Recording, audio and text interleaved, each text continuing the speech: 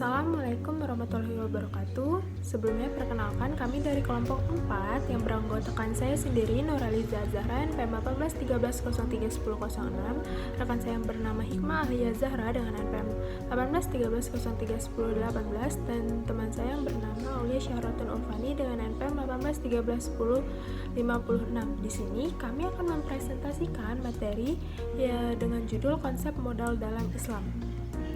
Adapun submateri yang akan dibahas dalam pertemuan kali ini yaitu yang pertama adalah pengertian modal, yang kedua ada syarat-syarat modal, yang ketiga prinsip dan modal pokok dalam Islam, yang keempat perputaran modal dan kerja dalam ekonomi Islam, dan yang terakhir adalah pembentukan modal dengan mudharabah.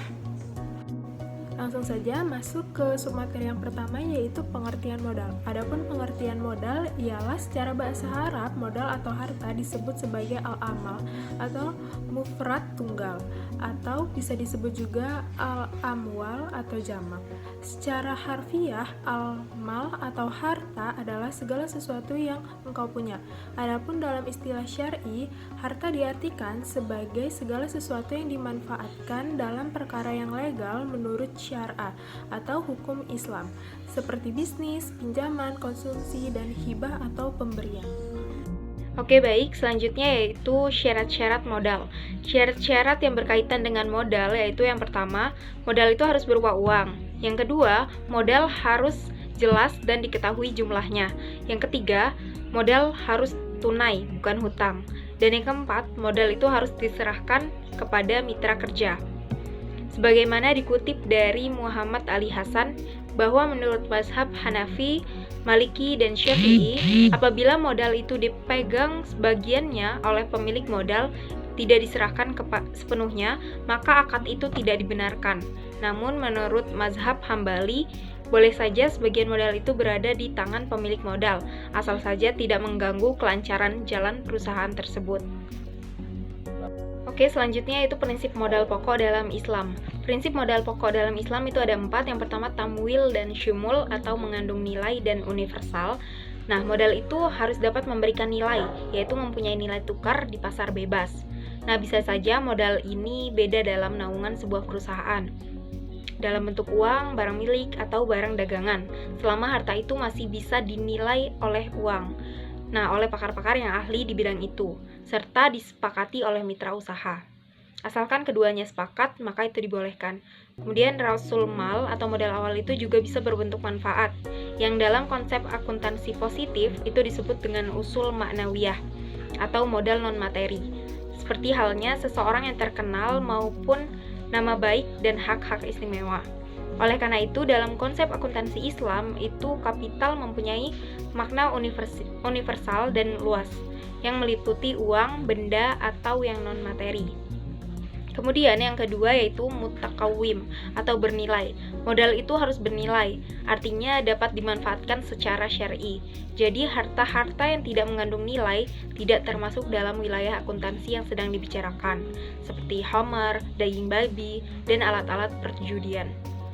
Selanjutnya yang ketiga yaitu penguasaan dan pemilikan yang berharga. Mal atau harta itu harus dimiliki secara sempurna dan dikuasainya, sehingga ia dapat memanfaatkannya secara bebas dalam bermuamalah atau bertransaksi. Kemudian yang keempat yaitu keselamatan dan keutuhan dari rasul mal. Seperti yang tergambar dalam sabda Rasulullah SAW sebagai berikut, yaitu seorang mukmin itu bagaikan seorang pedagang.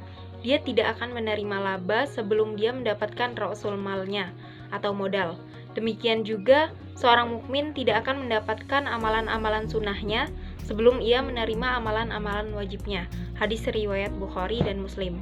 Jadi, kalau modal belum dipisahkan dan keuntungan telah dibagi, itu dianggap telah membalikan sebagai modal kepada si pemilik saham.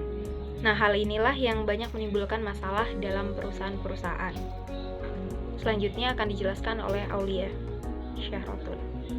Oke, yang selanjutnya yaitu perputaran modal kerja dalam ekonomi Islam. Nah, jadi perputaran modal kerja ini dilakukan untuk meningkatkan atau memperbanyak jumlah modal dengan berbagai upaya yang halal, baik itu melalui produksi maupun melalui investasi. Nah, Adapun bentuk-bentuk pengembangan modal menurut ketentuan syariah muamalah itu dilakukan dalam kegiatan berikut ini, seperti yang pertama, transaksi akad jual beli. Nah, maksudnya itu transaksi akad jual beli ini merupakan pengembangan modal usaha di mana ada penjual dan pembeli. Nah, jadi di transaksi akad jual beli ini ada seseorang yang berperan sebagai penjual dan ada yang salah satunya lagi berperan sebagai pembeli. Contoh dari akad jual beli ini yaitu akad al-bai, as-salam, dan al-istisna.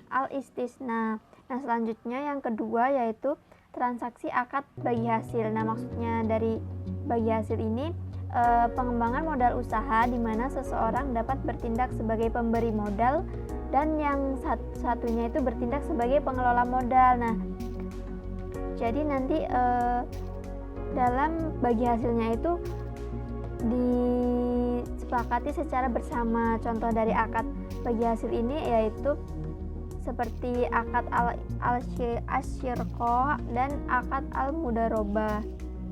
Selanjutnya yang ketiga yaitu transaksi akad jasa. Nah, maksudnya dari transaksi akad jasa ini jadi pengembangan modal di mana seseorang itu bertindak sebagai konsumen atau pemakai jasa dan salah satunya itu sebagai pemberi jasa. Nah, jadi sebagai konsumen itu kita wajib memberikan harga kepada pihak si pemberi jasanya itu. Contoh dari akad jasa ini seperti al-rahan dan al-wadi'ah.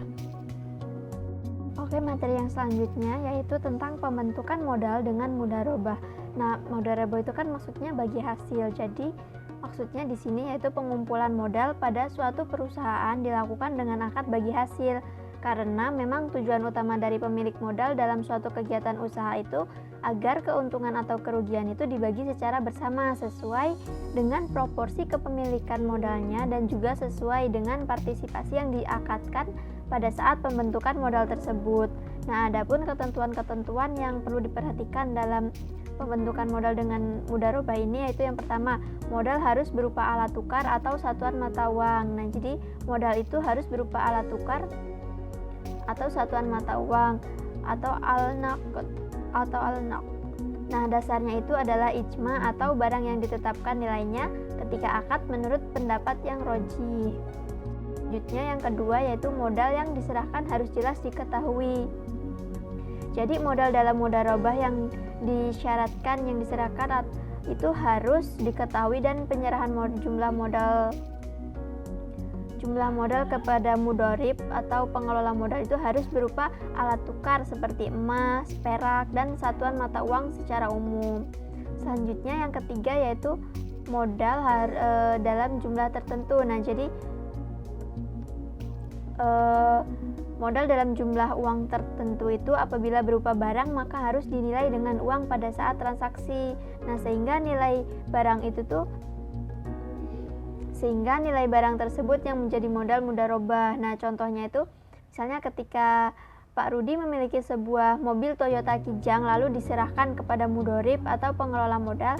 Nah, maka ketika akad kerjasama tersebut disepakati bahwa harga mobilnya itu senilai 70 juta. Nah, jadi